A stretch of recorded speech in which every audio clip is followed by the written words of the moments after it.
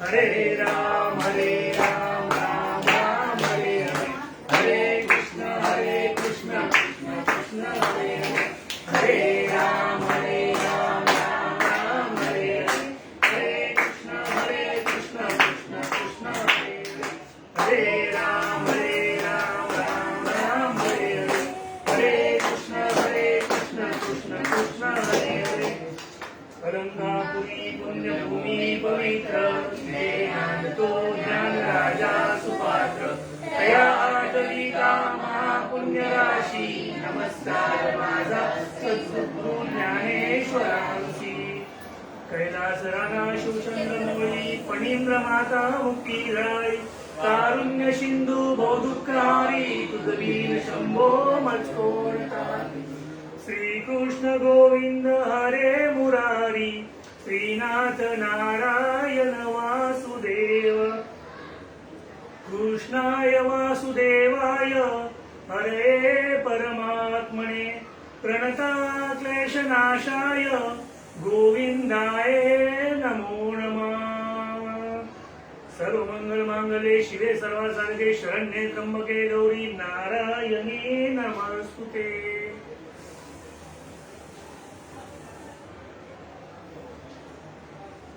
श्रीपाद बाबा, रामदास बाबा आणि आमच्या अमृती दादा या सर्वांच्या कृपा आशीर्वादाने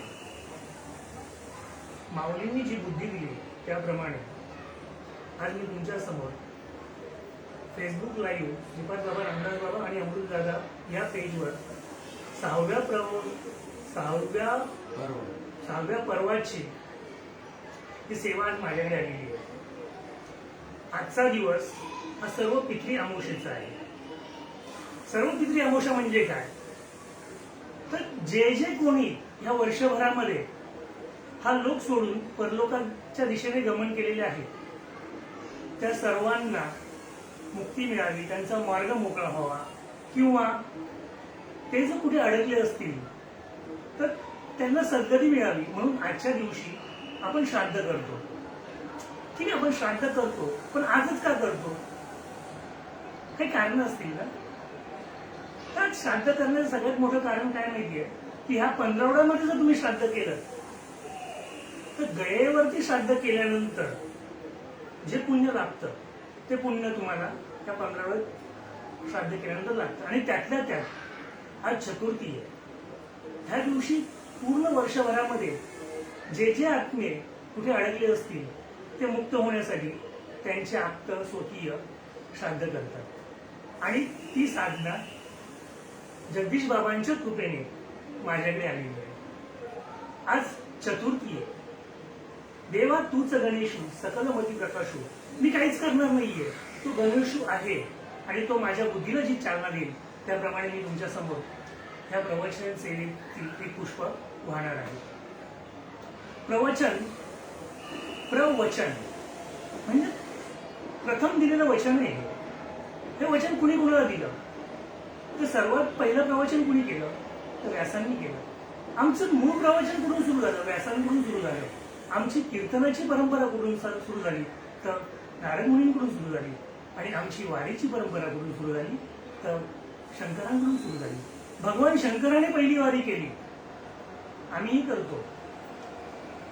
तर अशा प्रकारे आजची प्रवचन सेवा माझ्याकडे आलेली आहे। मग बरेच दिवस मी प्रयत्न करतोय की आजच्या सेवेला घ्यायची ओवी कोणती। माझे गुरुवर्य, माझे मित्रमंडळी, माझे स्वकीय आणि आपले जे गुरुबंधू असतात त्यांच्याशी मी बरीच चर्चा केली। त्यांनी बऱ्याच प्रकारच्या ओव्या मला सांगितल्या, पण माझं कोणत्याही ओवीवर एकाग्र होत नव्हतं। आज इथे बसल्यानंतर 1-2 मिनिटापूर्वी ही सेवा सुरू होण्या अगोदर एक ओवी मला आवडली, पटली, किंवा खरोखर आजच्या दिवसासाठी मोक्ष प्राप्ती हा जर ध्यास धरला असेल तर त्यासाठी एक ओवी मला आवडली आणि ती ओवी घेऊन मी प्रवचन करणार आहे। म्हणजे आतापर्यंत मी जे काही अभ्यास केला असेल किंवा त्याच्यापैकी चिंतन केलं असेल ते सर्व व्यर्थ आहे। आता मी जे काही करणार आहे ते इथे सुचलं, ते जे काही भगवंताने मला दिलेलं आहे, जे काही माझ्या गुरूंनी मला दिलेलं आहे, अमृती दादांच्या वरद हस्ताने मला मिळालेलं आहे, संपत महाराजांनी मला शिकवलेलं आहे, संतोष महाराजांच्या सहकार्यामध्ये जे मला कळलेलं आहे, किंवा काळे महाराजांनी मला जे काही समजून सांगितलेलं आहे हे सर्व मी तुमच्यासमोर मांडण्याचा प्रयत्न करेन. कारण आतापर्यंत मी जी काही अभ्यासाची रचना केलेली आहे किंवा सिद्धांत केलेले आहेत किंवा त्यासाठी मी जी तळमळ करून जे महिनाभर प्रयत्न केले ते सगळे विफल ठरणार आहे. आता फक्त जे उरणार आहे ते त्यांनी दिलेलं ज्ञान. जगदीश बाबांची माझ्यावरची मेहरबानी एवढी मोठी आहे की चतुर्थीच्या दिवशी आणि सर्वात महत्वाचं म्हणजे आज सर्व पितरी अमावस्या आहे, म्हणजे मोक्षाच्या दारात नेऊन उभं करण्याची जी संधी असते त्या दिवशी त्यांनी मला ती संधी दिलेली आहे. त्यामुळे मी त्यांचा शतशी आभारी आहे. नामनाला घरावर तेल न घालता मी माझ्या प्रवचनाला सुरुवात करतो.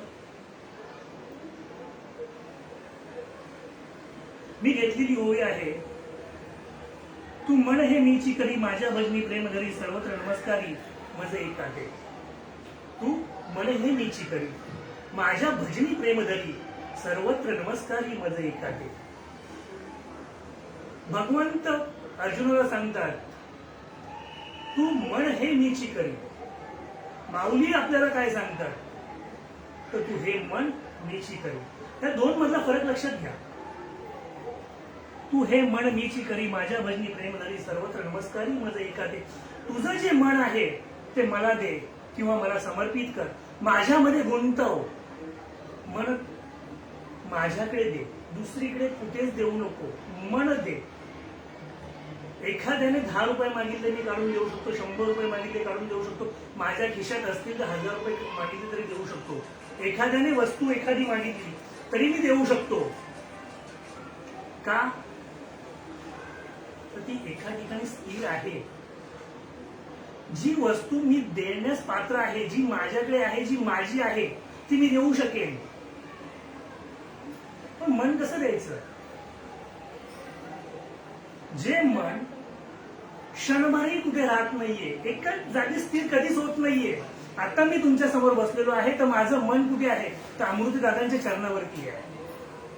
का आहे तर माझ्या मनामध्ये एक प्रकारची विवंचना निर्माण झालेली आहे, भीती निर्माण झालेली आहे की मी हे सगळं करू शकेन का.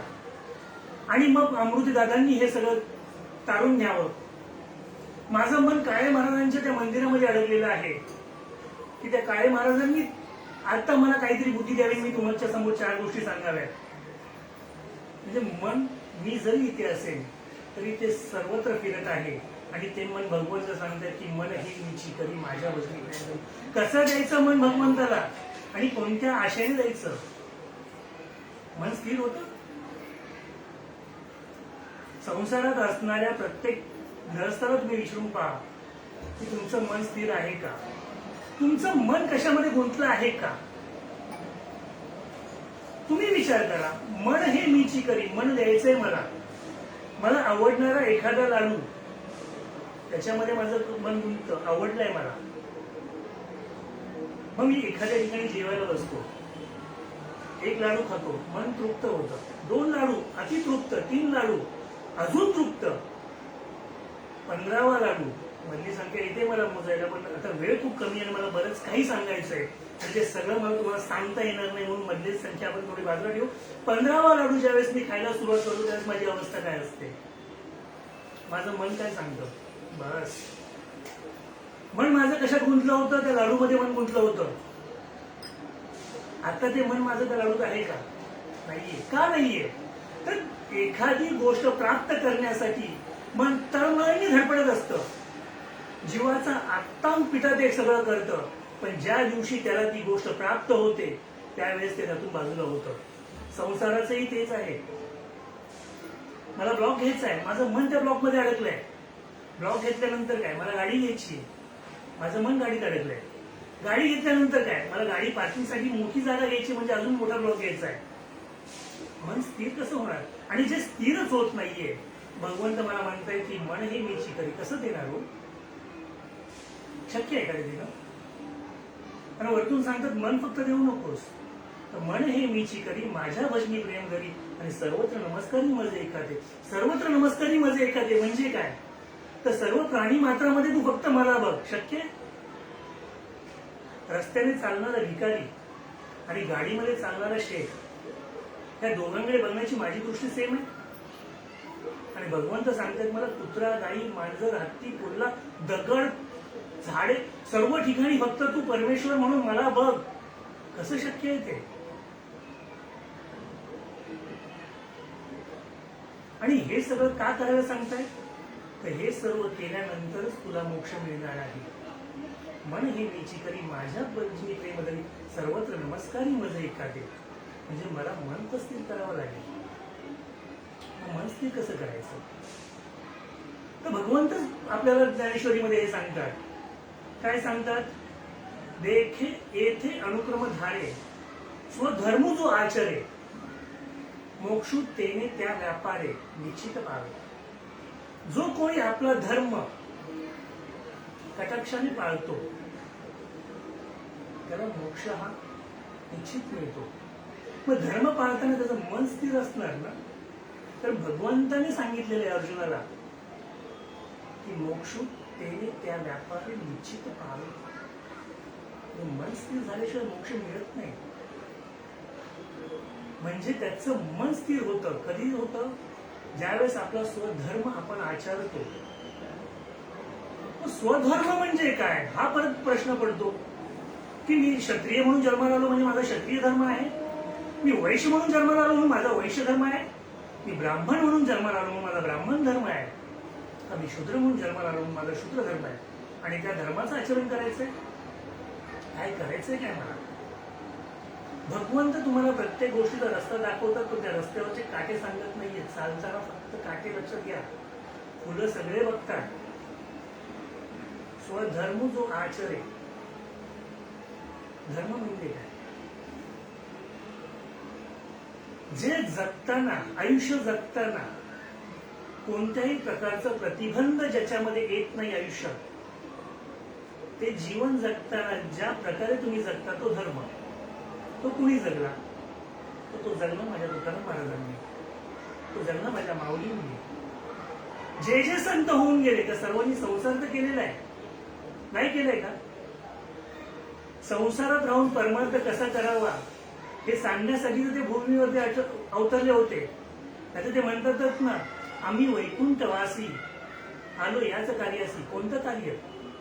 तुमच्या माझ्यासारख्या मूर्खाला मुढाला शहाणं करण्यासाठी ते या पृथ्वीवरती अवतरले. तो वैकुंठवासी झालेली व्यक्ती पुन्हा तुमच्याकडे येईल. कशासाठी? त्या बरबरलेल्या आयुष्यात जगण्यासाठी. 9 दिवस 9 महिने तो गर्भवास सोसायचा. कुणासाठी सोसायचा? आमच्यासारख्या मुलांना त्यातून मुक्त करण्यासाठी. मग परत भगवंत तुम्हाला काय सांगतात की साधका एथ वडील जे जे करती तया नाम धर्मो ठेवती एड अनुष्ठिती सामान्य सकल. म्हणजे येथे वडील जे जे करती त्याला नाव धर्म ठेवती. आता वडील म्हणजे कोण? जन्मदाता. एखाद्याचा जन्मदाता दरोडेखोर असेल तर त्याने दरोडे टाकायचे. एखाद्या जन्मदाता लुटमार करत असेल तर त्याने लुटमार करायचा. एखाद्याचा जन्मदाता सावकार असेल तर त्याने सावकारी करायची. अख्ख्या गावाला नाडायचं. आणि त्याने काय मिळणार आहे? त्याला मोक्ष मिळणार आहे असं म्हणायचं भगवंताला. एक वडील जे जे करती तया नाम धर्म ठेवती एड अनुष्ठिती सामान्य सकल. म्हणजे काय? येथे वडील जे जे करती त्याला नाव धर्म ठेवती. वडील म्हणजे कोण? वडील या शब्दाचा अर्थ होतो मोठे. ज्यांनी तो रस्ता चाललेले आहेत, ज्यांनी ती पाऊलवाट तयार केलेली आहे, ती व्यक्ती, ती संस्कृती, तो न्याय, तो आपण त्याला हे म्हणतो माहिती तुम्हाला पाऊलवाट. पाऊलवाट कधी पडते? ज्यावेळेस त्याच्यावरती तुम्ही चालता. बरेच जण त्या रस्त्याने जातात त्यानंतर मग ती पाऊलवाट पडते. ती पाऊलवाट ज्यांनी निर्माण केली ते वडील. तुकाराम महाराजांना वडील म्हणा जर तुम्हाला मोक्ष हवा असेल तर. येथे वडील जे जे करती तया नाम धर्म ठेवती एड अनुष्ठिती सामान्य सकल.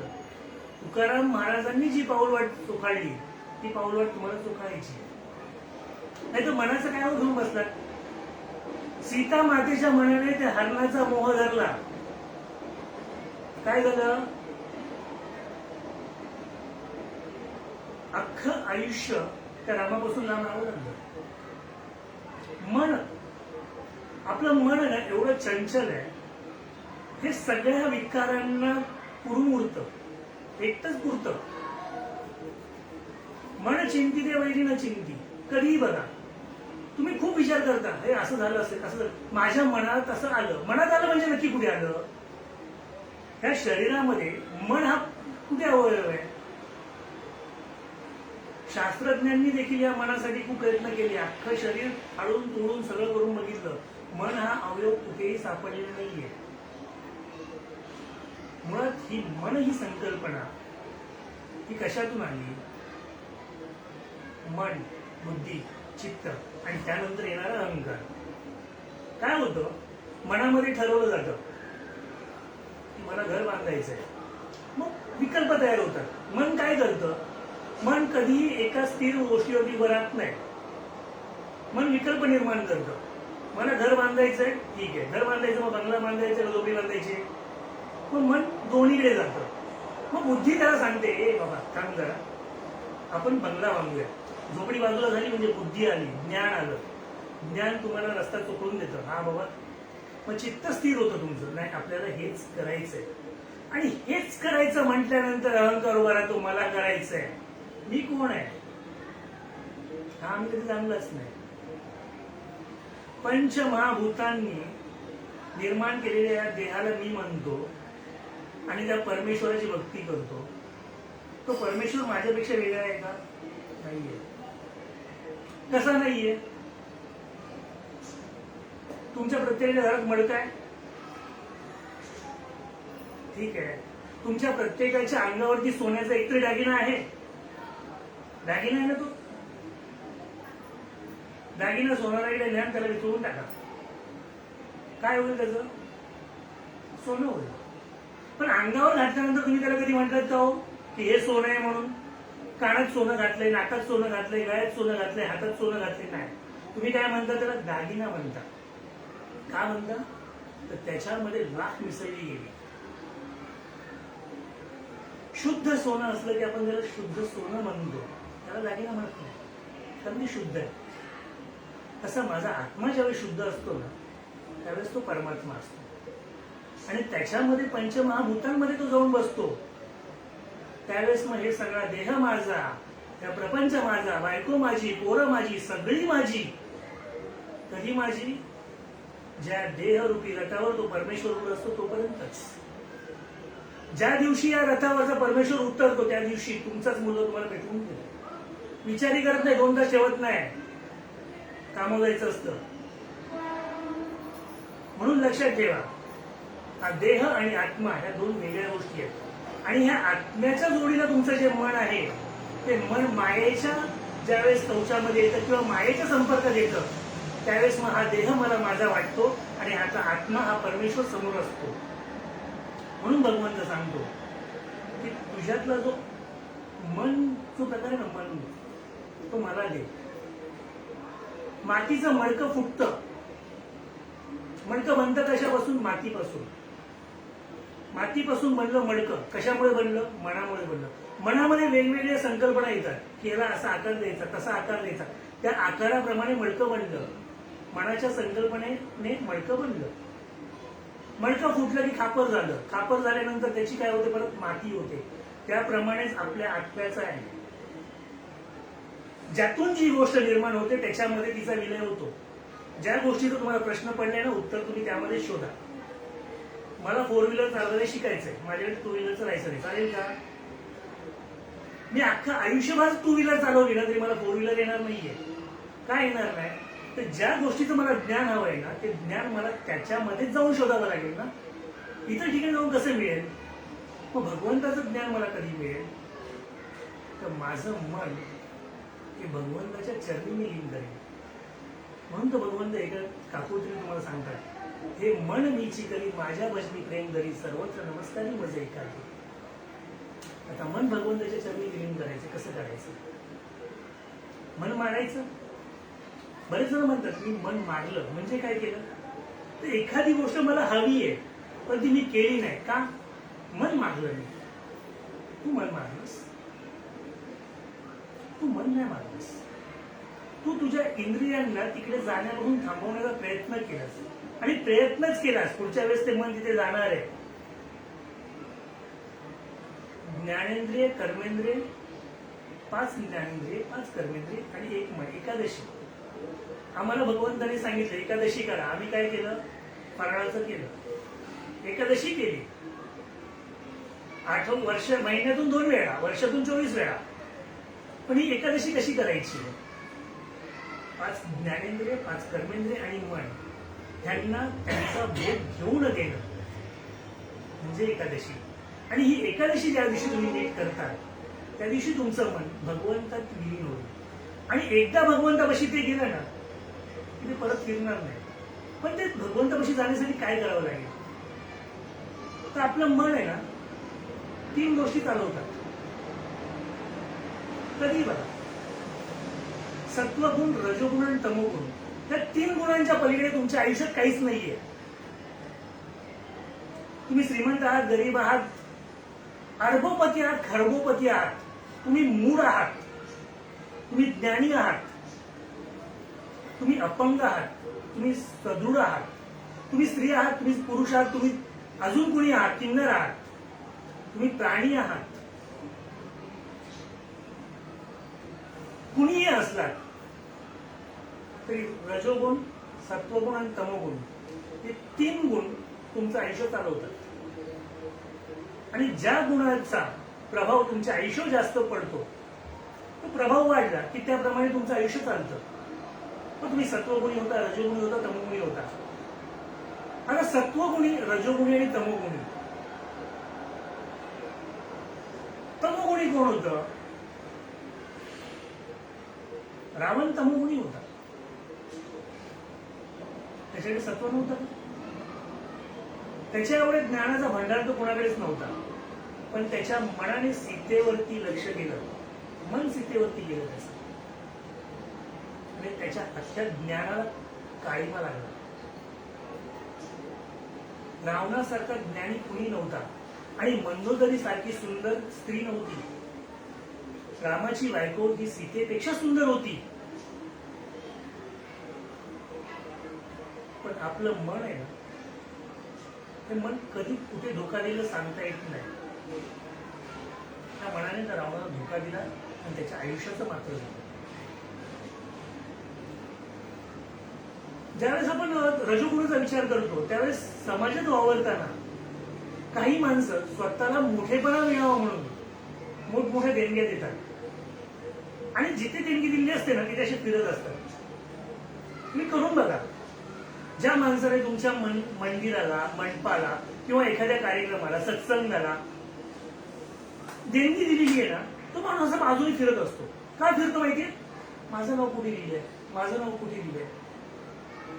त्याने दान केलेलं आहे, दानाचं पुण्य त्याला मिळणार आहे. पण त्याच्या मनामध्ये तो अहंकार असतो, मी केलं तर स्वर्ग मिळणार नाही असं तुम्हाला नाही.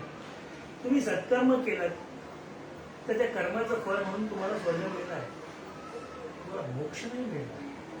मोक्ष मिळायचं असेल तर तुम्हाला परत यावं लागेल. तू मन हे मीची करी, माझ्या भजनी प्रेम धरी, सर्वत्र नमस्कारी मजे एखादी. मग आता पुढे राहिला कोणता? सत्वगुण. सत्वगुण निर्माण करण्यासाठी तुम्हाला काय करावं लागेल? तर भगवंतांनी बरेच मार्ग सांगितले. पण कलियुगामध्ये सत्वगुण निर्माण करण्याचा सगळ्यात चांगला मार्ग असेल म्हणजे नामस्मरण. नामस्मरण करायचं. नामस्मरण केल्याने सत्वगुण निर्माण होतो.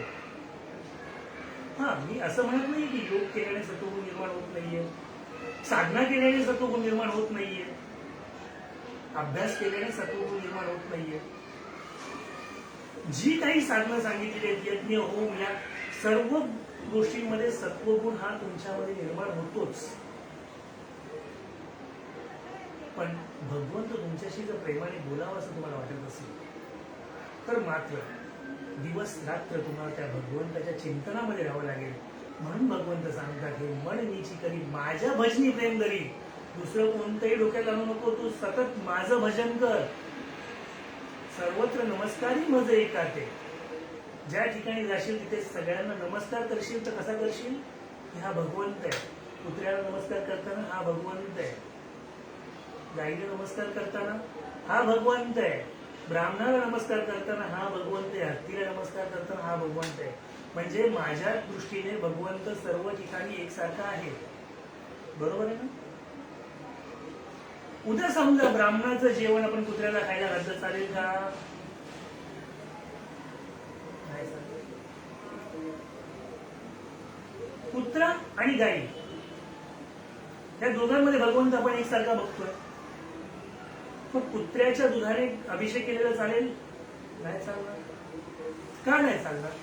तर ज्या रूपाने भगवंत तुमच्या समोर आलेला आहे त्या रूपानेच त्याची तुम्हाला सेवा करावी लागेल. धर्म त्याला म्हणतात की ज्याप्रमाणे भगवंत तुमच्या समोर आलेला आहे त्याप्रमाणे तुम्ही त्याच्याशी वागायला लागेल. हा, तुम्हाला त्याच्यामध्ये भगवंत बघायचा आहे. कारक तत्वाने भगवंत आपल्याला दिसला पाहिजे. पंढरपूरच्या त्या मूर्तीमध्ये मला भगवंत दिसतो, तोच भगवंत माझ्या मित्रामध्ये मला दिसला पाहिजे. तोच भगवंत रस्त्यावरच्या भिकाऱ्यामध्ये मला दिसला पाहिजे. तोच भगवंत रस्त्याच्या कुत्र्यावरती दिसला पाहिजे. पण त्या उंचीला पोहोचण्यासाठी आपण पात्र आहोत का? लक्षात ठेवा, ज्ञान आणि माहिती या दोन वेगळ्या गोष्टी आहेत. ज्ञानेश्वरीची 4 पारायणे केल्यानंतर आम्हाला माहिती होते की भगवंत चराचरी सर्वत्र आहे. मग आम्ही दुसऱ्याला डोस पाजायला सुरुवात होतो. तुला कुत्र्यामध्ये लाट मारली त्याला भगवंत दिसला नाही, तुला दिसला का भगवंत त्यामध्ये? आणि ज्या दिवशी कुत्र्यामध्ये तुला भगवंत दिसेल ना, त्या दिवशी तू ब्रह्मज्ञानाला प्राप्त झालेला असेल. तू त्याला विचारणारच नाहीस तू कुत्र्याला लाट का मारलीस. कारण तुला त्याच्यामध्ये पण तोच भगवंत दिसतो आणि कुत्र्यात भगवंत दिसतो. म्हणजे दोन भगवंत एकमेकाशी काय करतायत याच्याशी तुला काही संबंधच राहणार नाहीये ना. म्हणजे टिळा लावला, नामस्मरण केलं, गुरुपद आमच्याकडे आलं की आम्हाला काय वाटतं की आम्हाला सगळं ज्ञान आलं. ते ज्ञान नाहीये, ती माहिती आहे. आम्हाला ज्ञान झालं पाहिजे. ज्ञान तुम्हाला होणारे नामस्मरण आहे. रामकृष्ण हरी तर म्हणायचंच आहे आपल्याला, ते चुकलेलं नाहीये. का म्हणायचंय?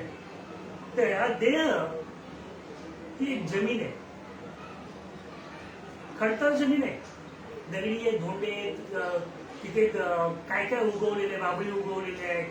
ह्या सगळ्या बाजूला काढून तुम्हाला ती सुपीक करायची तर ती रामकृष्ण हरी या 3 नामाच्या जपाने काय होणार? रामकृष्ण हरी या नामाच्या जपाने ती जर एकदम स्वच्छ जमीन झाली, त्यानंतर मग त्यामध्ये बीज टाकायचं. त्याला बीज मंत्र म्हणतात. बीज तर पेरावं लागेल. बीज कोण देणार तुम्हाला? जमीन सुपीक करून ठेवल्यानंतर त्यामध्ये काय उगवत नाही, उगवलं पाहिजे. आम्हाला रामकृष्ण हरी म्हणायचंय, मान्य आहे. पण रामाने कोणत्या मंत्राला जप केला होता? कृष्णाने कोणत्या मंत्राला जप केला होता? तो मंत्र कोणता आहे? भगवान शंकर त्यांना महादेव म्हणतो, देवांचे देव महादेव म्हणतो. त्या भगवंतानी कोणत्या नामाचा जप केला होता? ते नाम कोणतं आहे? ते बीज आमच्या त्या जमिनीमध्ये पेरलं गेलं पाहिजे. त्याच्याशिवाय हे मळकी चिकरी माझ्या बदली प्रेम याला काही अर्थ राहणार. भगवंताच्या चरणी माझं मन कधी विलीन होईल? ज्यावेळेस ते बीज माझ्या हृदयामध्ये पेरलं जाईल. आणि मग ते बीज कुणाकडे आहे? ते बीज आपल्या गुरुकडे आहे. मी तुम्हाला सांगतो, तुम्हाला वाटतं तितके गुरु करा. जिथून जिथून ज्ञान मिळतं त्या प्रत्येक ज्ञानावर आपला अधिकार आहे आणि त्या प्रत्येकाला गुरु करावं. दत्तात्रेयांनी 24 गुरु केले होते.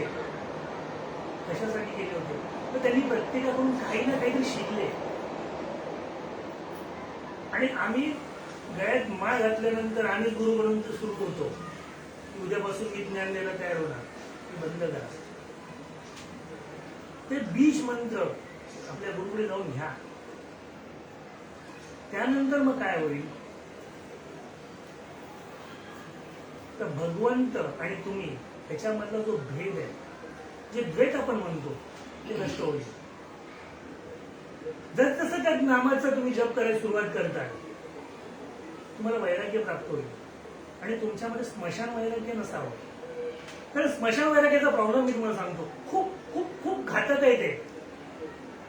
मी ज्यावेळेस नामस्मरण करायला सुरुवात करतो आणि माझ्यामध्ये स्मशान वैराग्य निर्माण होतं की मला संसाराला तिटकारा येतो. कुठपर्यंत येतो? जोपर्यंत ती पंचमहाभूत आहेत ना, ती मला त्याच्यापासून थोडं लांब ठेवतात. जशी मी माळ खालती ठेवतो तसं माझं सुरू होतं, चहामध्ये साखर कमी पडली, झालं सुरुवात. त्यामुळं तुमच्यामध्ये विवेक जागृत झाला पाहिजे. चांगलं आणि वाईट यातला भेद निर्माण करता यायला पाहिजे. बुद्धीला भेद निर्माण करायला शिकवा. हे चांगलं काय वाईट काय तेच मला घ्यायचंय. आणि जर तसं तुम्ही त्या वैराग्यामध्ये भेद निर्माण करायला सुरुवात करताल तर वैराग्य निर्माण होईल तुमच्यामध्ये. वैराग्य निर्माण होईल म्हणजे काय होईल, तर ज्या स्थितीमध्ये आहात त्या स्थितीमध्ये आनंदी राहायला शिकाल. तुमच्याकडे पैसे नाहीयेत काय फरक पडत नाहीये. तुमच्या घरात कटकट चालू आहे काय फरक पडत नाहीये. वैराग्याचं मूळच त्याच्यावरती आहे की तुम्ही विवेकावरती स्थिर आहात. तुम्हाला चांगलं वाईट कळत आहे. त्यामुळे जे वाईट आहे ते तुम्ही आपसूक आयुष्यातून काढून टाकलेलं आहे. तुमचं मन पुढे गुंतलेलं आहे. हे मन मीची कधी माझ्या भजनी प्रेम झाली सर्वत्र नमस्कारी माझे एखादे. त्या परमात्म्याच्या चरणी मन विलीन झालेलं आहे. ज्याप्रमाणे तुकाराम महाराज जागेवर बसायचे, त्यांचं मन त्यांच्यावर बसायचं. तुकाराम महाराज अख्खा गावभर फिरायचे, त्यांचं मन त्यांच्यावर फिरत नव्हतं. त्यांचं मन त्या परमेश्वर चरणीच होतं. आमचं काय होतं, आम्ही नामस्मरणाला बसतो, आमचं मन आमच्या बरोबर नामस्मरणाला बसतं.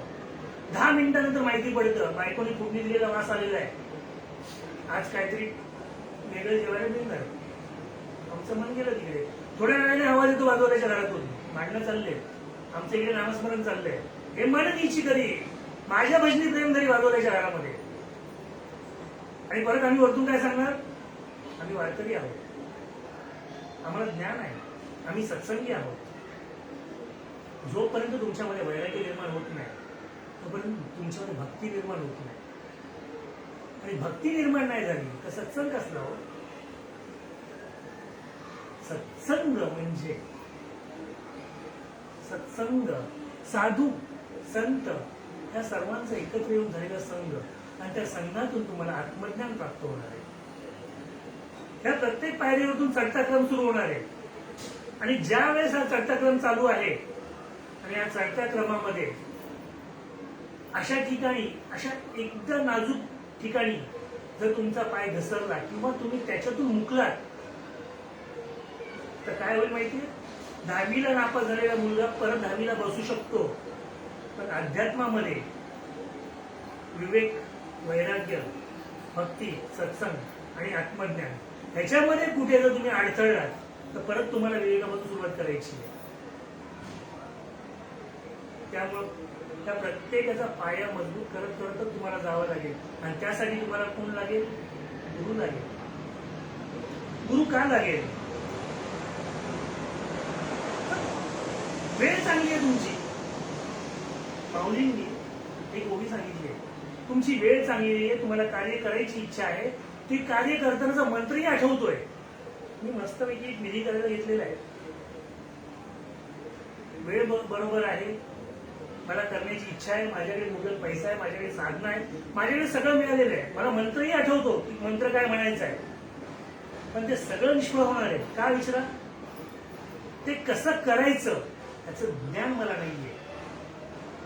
माझ्याकडे काय वेळ आहे, भरपूर वेळ आहे की मी हे करू शकतो, या एवढ्या वेळामध्ये मला ते करायचंय. माझ्याकडे वेळ आहे, करण्याची इच्छा आहे, एखादी विधी करण्याची इच्छा आहे, माझ्याकडे वेळ आहे आणि मला तो मंत्रही आठवतोय. जो काही असेल तो मंत्र, त्या विधीला लागणारा मंत्र आठवतोय. पण तो विधी कसा करायचा आहे हे जर मला माहित नसेल ते निष्फळ ठरतं. ज्याप्रमाणे एखादं लहान मूल बसलेलं आहे, त्याच्या बाजूला वाटी ठेवलेली आहे, त्या वाटीमध्ये त्याचा तो काळा करून ठेवलेला आहे, त्यामध्ये चमचा आहे, वाटी आहे, तो काळा आहे. पण तो खायचा कसा आहे त्या लहान मुलाला माहित नसतं. त्याला लंगर घडतो, उपवास घडतो त्या दिवशी. त्याचा का घडतो, त्याच्याकडे जेवण होतं बाजूला, त्याच्या चमचा होता, सगळं असताना देखील ते कसं खायचं हे माहित नव्हतं. आणि हे कोण तुम्हाला सांगतं अध्यात्मात, तर हे गुरु सांगतात. सद्गुरु वाचून सापडे ना सोय, पाय त्यांचे. तुम्हाला गुरुकडे जायचंच हो. जगात तुम्हाला कुणीही किती सांगितलं ना की हा मंत्र उघडा झालेला आहे, असं झालेलं आहे, तसं झालेलं आहे, तरी सगळे शेवटी त्याचा विनियोग कसा करायचा आहे मी त्यांच्यासाठी सांगतोय ज्यांना मुक्ती हवी आहे, मोक्ष हवाय. बाकीच्यांनी करा, माझं करण्याबद्दल नाहीये. कारण वारकरी आणि माळकऱ्यातला फरक मला कळतो. वारीला जाणारा प्रत्येक जण माळकरी नसतो. हवं असेल तर तपासून बघा आपल्या आजूबाजूला. त्यांचं वैराग्य विवेक त्या वारीमध्येच. आळंदीवरतून निघालो, पंढरपूरला पोहोचलो. पंढरपूरला पोहोचल्यानंतर वर्षभरासाठी आम्ही मोकळे. का? आमच्या गळ्यामध्ये ही माळ नाहीये तुळशीची. आम्ही वारकरी आहोत. एक लक्षात घ्या, तुळशीचा माळ, तुळशीची माळ का देहावर ठेवायची? दोन भावांची भांडणं होतात.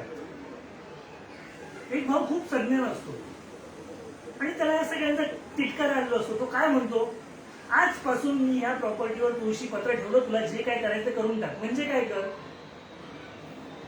तर ही जी प्रॉपर्टी आहे ही आजपासून मी सोडली, त्याग केला मी त्याचा. त्या थोरल्या भावाने त्या प्रॉपर्टीचा त्याग करण्यासाठी वापरलेला शब्द काय होता की ह्या प्रॉपर्टीवर मी तुळशी पत्र ठेवलं. आम्ही काय करतो, त्या देहावरती तुळशीची माळ ठेवतोय. म्हणजे त्या क्षणाला या देहाचा मोह संपला पाहिजे ना. संपतोय का आपलं? आम्ही कोण आहोत? वारकरी आहोत, पंढरपूरचे वारकरी आहोत, पंढरीचे वारकरी आहोत. भगवंत आम्हाला एवढा जवळ. 2 वेळा ज्ञानेश्वरी वाचली की ज्ञानोबा नंतर मीच, गाथा वाचली की तुकोबा नंतर मीच. आणि भागवताचं काय विचारूच नका हो. श्रीकृष्ण तर माझ्यात काहीच फरक नसतो,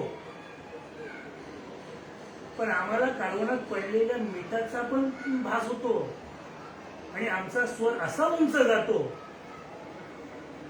की आमचं वैराग्य संपतं, विवेक संपतो, ज्ञान संपतं, सगळं तिथे संपतं. का संपतं? तर आम्ही हे मन मीची करी माझ्या भजनी घरी सर्वत्र नमस्कारी मध्ये एखादे त्या ब्रह्माला आपलं मन अर्पण केलेलं नाहीये. का नाही केलेलं आहे? करायला हवं. ज्याच्यातून जे उत्पन्न झालं ना त्याच्यातून त्याचा विनय करायचा असतो. सद्गुण वाढला ना तुमच्या शरीरामध्ये की आपसुकच हे मन त्या ब्रह्माच्या चरणी विलीन होतं. पण तुमच्या आयुष्यामध्ये सद्गुण वाढला पाहिजे. तो वाढीला कसा लावायचा? सर्वप्रथम तर तुम्हाला रामकृष्ण हरी सुरू करायचंय, त्यानंतर गुरु करायचा आहे. गुरु केल्यानंतर तो बीज मंत्र घ्यायचा आहे आणि सात्विक अन्न सेवन करायचं. शाकाहारी म्हणत नाहीये, सात्विक म्हणतोय. नीट लक्षात घ्या. कारण ज्याच्या गळ्यात माळ आहे तो शाकाहारीच असतो, असा माझा तरी आजपर्यंत समज आहे. मला जे भेटले ते तसेच भेटलेले. आता बरेच जण सांगतात कुठल्या टाकून काय उद्योग होतो, आपल्याला त्याशी संबंध नाहीये, आपण मोक्षाच्या दिशेने वाटचाल करतोय. त्यामुळे जे जे वाईट आहे ते रस्त्यावर सोडत चला. आपलं लक्ष पक्का पाहिजे. कर्मण्येवाधिकार असते, मा फलेषु कदाचन. फळाची अपेक्षा करू नका, कर्म करत राहा. भगवंतांनी तुम्हाला सांगितलंय ना, करा ते. मला पंढरपूरला जायचंय, मी बसलेल्या एसटीतून पलटणला उतरणार नाहीये, पंढरपूरलाच जाणार. कर्मण्येवाधिकार असते, मा फलेषु कदाचन. फळाची अपेक्षा करू नका, कर्म करत राहा, जप करा, नामस्मरण करा. तुमचे सात्विक भाव जागृत झाले पाहिजे. जे या ज्ञानेश्वरीमध्ये सांगितलेले आहेत त्याप्रमाणे तुमच्या शरीरावरची केस उभी राहिली पाहिजे, डोळ्यातून घळा पाणी व्हायला पाहिजे.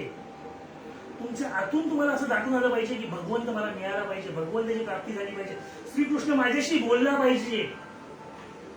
आणि ज्या दिवशी हे सगळे भाव जागृत होतील ना त्यावेळेस तुमच्यामध्ये सात्विकता निर्माण व्हायला सुरुवात होईल. त्यासाठी सात्विक अन्नाचं सेवन करा. मला वाटतं वेळ संपत आली तरी देखील सात्विक अन्न म्हणजे काय त्या विषयावरती थोडं बोलतो. सात्विक अन्न म्हणजे काय, तर जे अन्न बनवताना त्या गृहिणीने गॅस पेटवल्या कृष्णार्पणमस्तु, हे जे काही मी करते ते भगवंताला अर्पण करते. तिचा सगळा स्वयंपाक होईपर्यंत तिचं नामस्मरण चालू पाहिजे. तुमच्यामध्ये जो बीज मंत्र आहे ठीक आहे, बीज मंत्र नसेल तर रामकृष्ण हरी करा, पण करा ते. स्वयंपाक करताना जर तुमच्या डोक्यामध्ये विचार आला की बाजूवालीचा कसा काटा काढू, तुमच्या नवऱ्याचा काटा निघायला जास्त वेळ लागणार नाही, किंवा तुमच्या भावाचा काटा, जो ते अन्न ग्रहण करेल ना त्याचा काटा निघेल. घरामध्ये कचकची का होतात? तर तुम्ही जे अन्न सेवन करता त्या अन्नातून तुमच्या शरीरामध्ये रजोगुण, तमोगुण, सत्वगुण हे जात असतात. तुमच्या परमार्थाची सुरुवातच तिथून झाली पाहिजे, सात्विकतेने. रजोगुण काय आहे, तमोगुण काय याचा अभ्यास करण्याच्या भानगडीत पडू नका. आपल्यामध्ये सात्विकता जागृत करण्याचा प्रयत्न करा. जेवढी सात्विकता तुमच्यामध्ये वाढीला लागेल त्याप्रमाणे ते रजोगुण, तमोगुण खालती जातील, आणि ज्याचं पारडं जड असतं त्याचा उदो उदो होतो. मग भगवंतही त्याला उचलून धरतो. आणि मरताना तुमच्या मुखामध्ये किंवा तुमच्या बुद्धीमध्ये, तुमच्या मनामध्ये जी गोष्ट असते त्या गतीला तुम्ही जाणार आहात हे तर कन्फर्म आहे. जन्म घ्यावा वासनेच्या संगे, म्हणजे मृत्यूला मी जाताना जर माझ्या मनामध्ये पालीचा विचार आला तर मी त्या पालीच्या जन्माला जाणार आहे.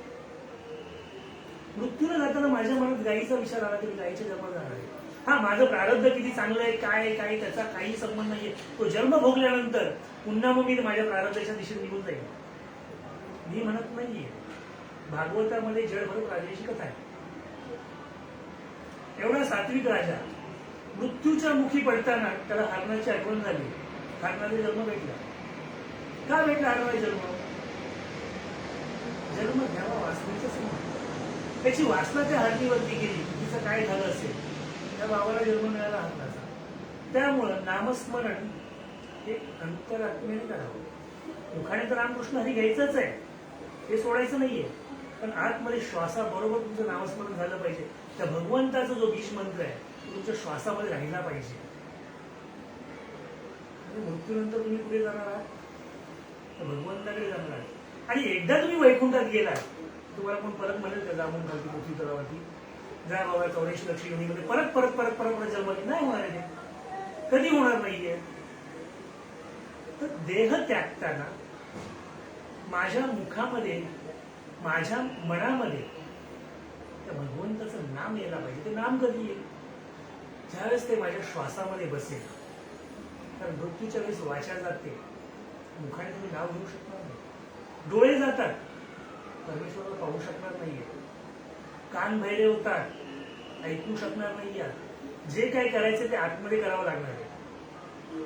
आणि आतली शुद्धता ही बाहेरच्या शुद्धतेवर अवलंबून असते. म्हणून अगोदर पासूनच आम्ही पूर्ण शुद्ध होऊन तयार होऊ का? मग मोक्ष मिळणार आहे. मग चतुर्दशीला, सर्व पितरी अमावस्याला आमच्या नातेवाईकांना गयावर जाऊन श्राद्ध घालायची गरज नाही पडणार. कारण आम्ही आयुष्यभर आमच्या मृत्यूचा उत्सव करण्यासाठी तयारी करून घेतलेली आहे. जन्माला आलो त्यावेळेस उत्सव केलात ना, पेढे वाटले, 10,000 किलो पेढे वाटले. बारशाचा उत्सव तर काय वेगळाच होता. त्यानंतर मुलगा शाळेत जातो म्हणून बापाने उड्या मारल्या. 10वी पास झाल्यानंतर अख्ख्या आईला, अख्ख्या गावाला तरी पेढे वाटले. 12वीला माझा मुलगा इंजिनियर होणार, डॉक्टर होणार म्हणून आनंदी झाला. प्रत्येक क्षणोक्षणी आम्ही उत्सव केला. प्रत्येक वाढदिवसाला आम्ही नवीन नवीन काहीतरी संयोजना राबवल्या. मृत्यूचा उत्सव कधी करणार होता? मृत्यूचा उत्सव नको करायला. जन्माला आल्यानंतर मृत्यू हा कन्फर्म आहे. मरणारच आहोत. आज उद्या परवा माहित नाहीये, पण हे सत्य आहे. नातू मेला, वडील मेला, दादा राहिला असं आहे कुठे? दाखव कोणता आजोबा शिल्लक आहे. आता तुम्ही मला ते चिरंजीवांविषयी सांगू नका, तुम्ही पाहिलेल्यांविषयी बोला. आहे का कोण तुमच्या पाण्यामध्ये? नाहीये ना. मग त्या उत्सवाची तयारी कधी बसून करणार आहात? तर मनुष्य प्राण्याचा सगळ्यात मोठा धोका काय माहिती तुम्हाला? आपलं मन आपल्या ताब्यात नाहीये. ते मन काय करतं माहितीये? मला हे खाऊन घेऊन द्या रे, माझं मन आहे त्याच्यामध्ये. मला हे करून घेऊन द्या रे, माझं मन आहे त्याच्यामध्ये. आणि ज्या दिवशी तुम्ही रात्री विचार करता ना, उद्यापासून साधनेला सुरुवात करायचा, तुमची संकल्पना खूप चांगली आहे की उद्यापासून तुम्ही परमार्थ करायला सुरुवात करणार आहात. हा संकल्प कोणाचा आहे? तुमचा आहे. तुमच्या आत्म्याने संकल्प केला की या देहापासून मी वेगळा होणार आहे आणि परमात्म्याशी माझी नाळ जोडणार आहे, आणि हा मी संकल्प रात्री झोपताना केला. सकाळी उठणार हे कन्फर्म आहे का? उठणार का सकाळी? कारण परमेश्वराचा तुमच्याविषयीचा संकल्प काय आहे माहिती आहे तुम्हाला? तो अर्जुनाला परमेश्वर सांगतो की मी नाही असा ठाव कोठे आहे, तरी हा प्राणी मला बघतच नाहीये, त्याला मी दिसत नाहीये. का दिसत नाहीये? कारण या देहाला तो मी म्हणतोय, आत्म्याला मी म्हणत नाहीये. आत्मदृष्टीने मला बघायला पाहिजे हो. मी तुम्हाला सर्वांना बघतोय ना, आता तुम्ही मला बघताय ना. आहोत का आपण एकमेकांसमोर? नाही आहोत, पण आपण बघतोय. का बघतोय? तर माझ्यामध्ये तुमच्याशी बोलण्याची इच्छा आहे आणि तुम्हाला मला ऐकण्याची इच्छा आहे. ती इच्छा म्हणजेच मन, आणि हे मन परमेश्वराच्या चरणी अर्पण केलं की परमेश्वर तुमच्या समोर उभं राहणार आहे. जाणार कुठे तो? कारण तो जळी स्थळी काष्टी पाशांनी सर्व ठिकाणी भरून उरलेला आहे. मला हा तिथून इथे न्यायचा आहे. का नेऊ शकतो? अजून सोपं करून सांगतो. मी तुमच्या समोर बसलोय, या खोलीतून पाठच्या खोलीमध्ये मला जायचंय. तर मला इथून तिथे जायचंय म्हणजे काय करायचंय? तिथे मी नाहीये म्हणून मला तिथे जायचंय. पण आपल्या भगवंताचं तसं आहे का? तो सर्वच ठिकाणी आहे, तरी पण आपण त्याला पाहत नाही आहोत. का पाहत नाही आहोत? कारण आपल्याला आत्मज्ञान झालेलं नाहीये. आणि बऱ्याच जणांना असा गैरसमज झालेला आहे की मला आत्मज्ञान झालेलं आहे. तर मित्रांनो, ते आत्मज्ञान नाहीये, ती माहिती आहे. कारण ज्या दिवशी तुम्हाला आत्मज्ञान होतं ना, त्या दिवशी तुम्ही बाकीच्या संसारामध्ये किंवा बाकीच्या परमार्थामध्ये ढवळाढवळ करण्याचा प्रयत्न करत नाही आहात. तुम्ही एकनिष्ठ चित्त करून त्या परमेश्वराशी आपली लिंक लावून बसलेले असतात. आणि जेव्हा आपण दुसऱ्याच्या परमार्थामध्ये ढवळाढवळ करायचा प्रयत्न करतो, त्यावेळेस आपल्याला आत्मज्ञान झालेलं नाही. आपल्याला माहिती आहे आत्मज्ञान काय असतं. म्हणजे आपल्याला काय इन्फॉर्मेशन, नॉलेज नाही. आपल्याला काय घ्यायचंय? नॉलेज घ्यायचंय, ज्ञान घ्यायचंय. आणि हे ज्ञान कधी मिळेल? ज्या वेळेस तुमचं मन हे परमेश्वराच्या चरणी एकदम शांतपणे विलीन करायचं. हे मन मीची कारण तुम्ही लक्षात घ्या ना,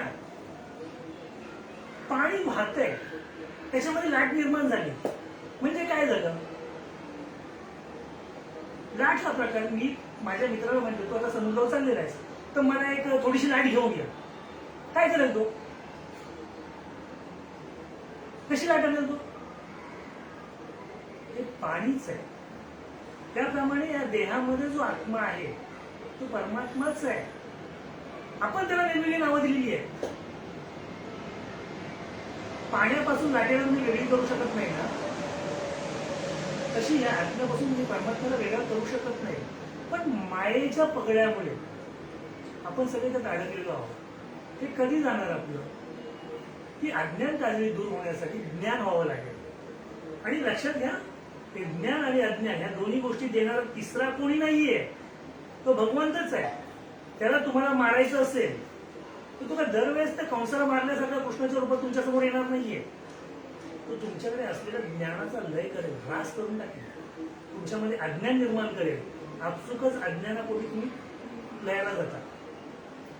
त्यामुळे त्याच्याबरोबर बसायचं आपलं, त्याच्याबरोबर आयुष्य काढायचं. त्याला सांगायचं, हे परमात्म्या, मी मांजराचं पिल्लू आहे, तू मांजर आहेस, त्याप्रमाणे मला वागव. माझं प्रारब्ध खूप दैनीय आहे, मी आयुष्यभर खूप पापं केलेली आहे, पण आज मी तुझ्या चरणावरती आलेलो आहे. मी माझं मन तुझ्या चरणावर ठेवतो.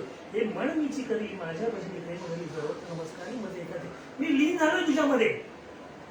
तू आता मांजराप्रमाणे मला त्रास दे, मला पकड. कारण मला ते भोग भोगले पाहिजेत. भोग भोगल्याशिवाय मुक्ती मिळत नाही, हे पण लक्षात घ्या. जर एखादा कोणी तुम्हाला सांगेल की तुम्ही ब्रह्मज्ञानी झाल्यानंतर, ब्रह्मज्ञान आत्मज्ञान प्राप्त झाल्यानंतर तुम्हाला मोक्ष मिळेल, कधीही नाही. जे जे तुम्ही कर्म केलेले आहे त्या कर्माचे उत्पन्न झालेले भोग आहेत, ते भोग चांगले वाईट दोन्ही प्रकारचे असतील. मी असं म्हणत नाही की वाईटच असतात, काहींना चांगले भोगही मिळतात, राजे रजवाडे बनतात काही जण, पण ते भोगावेच लागतात. प्रारब्धाचे भोग संपल्याशिवाय मुक्ती मिळत नाही. त्यामुळे भोग भोगायचे फक्त परमेश्वराला सांगायचं की भोग भोगताना परमेश्वरा मी तुझं पिल्लू मांजराचं आणि तू मांजर 60 जण फिरव मला, पण त्याच दाताने उंदीर उचलतो तसा मला उचलू नकोस. मांजराच्या पिल्लाला उचलतो तसा उचल आणि 60 घरं फिरव, मी तुझ्या चरणापासून दूर राहणार नाही. जगदीश बाबांचे मी खूप उपकार मानतो की त्यांनी मला ही सेवा करण्याची संधी दिली. माझ्या मामाकडून ज्याप्रमाणे जसं ज्ञान होतं, जसं समजलं होतं, जसं माझ्या गुरुवर्यांनी मला शिकवलं होतं. मित्र संतोष महाराज आहेत, काळे महाराज आहेत, गायकवाड महाराज आहेत, बरीचशी मंडळी आहेत की ज्यांच्याकडून मी ज्ञान प्राप्त करण्याचा प्रयत्न करतो. अमृतदादांचा आशीर्वाद माझ्या डोक्यावरती आहे. त्या सगळ्यांच्या आशीर्वादामुळे जे मला जमलं ते मी तुमच्यासमोर मांडण्याचा प्रयत्न केला. चुकलं असेल तर ते सगळं माझं आहे आणि जे घेण्यासारखं होतं ते सगळं माझ्या गुरूंचं आहे. एवढं सांगून मी ही सेवा संपवतो. मी बसायला सुरुवात करतो.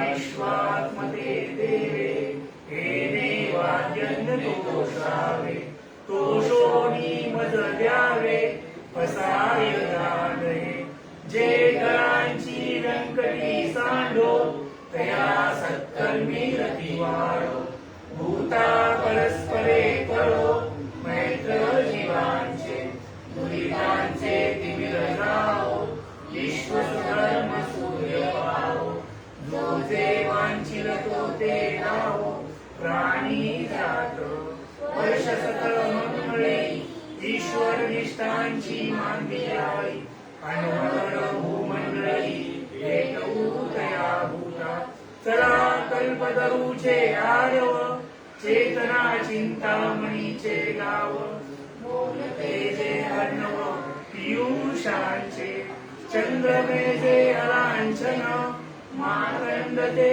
तापैन ते सदा सोय रे होतो किंबहुना सर्व सुखी हृदोगी लोकी भजी जो आदी गुरुजी अखंडित आणि ग्रंथोपजीविये दृष्टा दृष्ट विजय होवावेजी